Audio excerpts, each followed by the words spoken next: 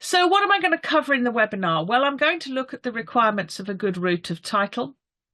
I'm going to consider some of the points you need to have in mind when you're putting the epitome of title together. Some of the sort of problems you need to look out for with plans, and some of the problems that arise on first registration, and sadly, actually, the impact of land registry delays on turning around more complex registration applications, of which unregistered land first registrations is most certainly one.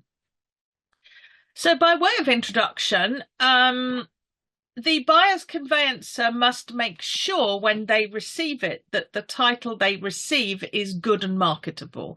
So they are checking, they are investigating the seller's title to satisfy themselves that it is good and marketable. And if the buyer is purchasing with the aid of a mortgage, their conveyancer is going to have to verify to the lender that the title is acceptable when they submit the certificate of title.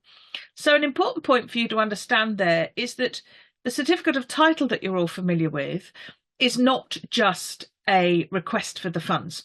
It's not just a request for drawdown of the mortgage advance, hopefully the day before completion. The certificate of title actually incorporates a very long series of sort of statements and verifications that your firm is making to the lender.